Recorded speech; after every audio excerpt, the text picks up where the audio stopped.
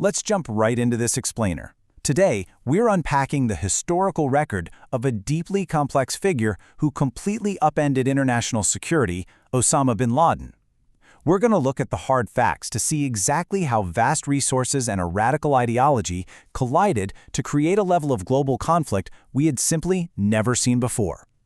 And let's start with the absolute paradox of his biography. On one hand, you have a life of immense opulence and privilege. On the other, the gritty, hidden existence of a remote fugitive. This wasn't just some midlife career pivot. It was a total, absolute rejection of a billionaire lifestyle in favor of a path defined by hardship, evasion, and ultimately, a massive global insurgency. So here is our roadmap for today's explainer. First, the billionaire turned fugitive. Second, architect of global terror. Third, a decade of evasion. And finally, we'll wrap up with a legacy of contrasts. Let's get right into it. Part 1. The billionaire turned fugitive. The historical record is crystal clear on this. Osama bin Laden originated from literal billionaire roots. He grew up surrounded by total opulence and extreme privilege. Now, normally, people born into that kind of extreme wealth use it to build traditional influence, right? They become titans of industry or political figures. Understanding his upbringing is absolutely crucial because it highlights the sheer scale of the global connections and the massive financial resources he had access to from day one. But he made a highly calculated choice to just walk away from all that luxury. This wasn't a situation driven by poverty or disenfranchisement, which is honestly what we often see as root causes in radicalization studies. Actually, scratch that. It was the exact opposite. He completely abandoned his privilege, choosing instead to weaponize his inherent advantages, his wealth, his education, his access, and channel them directly into a path of radical extremism. And that deliberate choice totally changed his physical reality. To operate outside the bounds of international law and avoid getting caught, he traded luxury for highly rugged, remote environments. But make no mistake, he wasn't just hiding out. These isolated spots served as strategic command centers.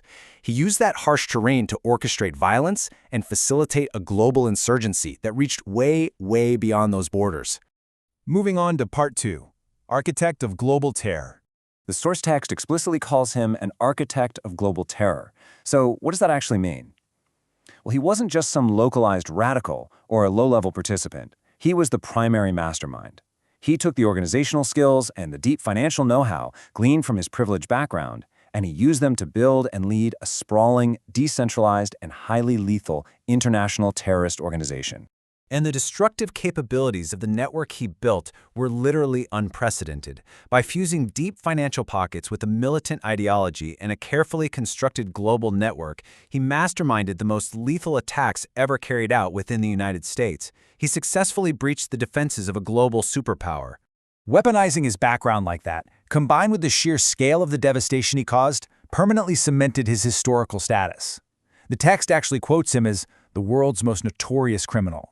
His actions forced a complete realignment of international security protocols and, let's be honest, dominated the world's geopolitical focus for an entire generation. Which brings us to Part 3, a decade of evasion. 10 whole years. For an entire decade, the primary architect of global terror just vanished. Despite being the single most heavily pursued person on the planet, he managed to evade capture. It was a massive failure for international intelligence and a testament to his incredibly strict operational security. Consider the wild contrast here. On one side, you have an intensive global search, utilizing unprecedented satellite tech, massive military deployments, and intelligence sharing across continents. On the other side, the reality is he was largely hiding in plain sight. His ultimate strategy didn't rely on constantly running through untamed wilderness. No, it relied on keeping a deceptively quiet, stationary footprint. And the stark reality of where he was finally found is pretty amazing. He was discovered living right in proximity to a military site. Think about that for a second. It shows a really brazen ability to stay hidden right under the nose of potential threats to his safety. Instead of isolating himself in some remote, inaccessible cave system, he was right near military infrastructure. It just highlights the profound difficulty of tracking an individual who successfully adapted from a highly visible public billionaire to a deeply concealed fugitive. Finally, Part 4. A legacy of contrasts. His entire life is basically defined by these massive dichotomies: wealth versus hardship, going from the absolute pinnacle of luxury to remote, rugged living, influence versus infamy, taking his privileged background to build a terror network instead of a life of positive global influence. And visibility versus secrecy. Transforming from a widely known billionaire heir to a guy who spent 10 years completely off the grid. Ultimately, his legacy is unavoidable. Leaving behind extreme privilege to mastermind global violence solidified him as the central figure in a totally new era of terror. So, why does all this matter for us today?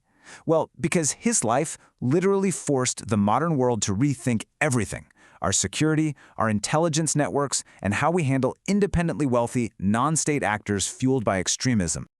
As we wrap up this explainer, I want to leave you with a really provocative question to think about. How exactly does a globally known billionaire transition into a deeply concealed fugitive who changes international security forever? It's a stark reminder that when vast resources and radical ideology intersect, it can fundamentally alter the course of history. Keep asking questions, keep analyzing the sources, and we'll see you in the next explainer.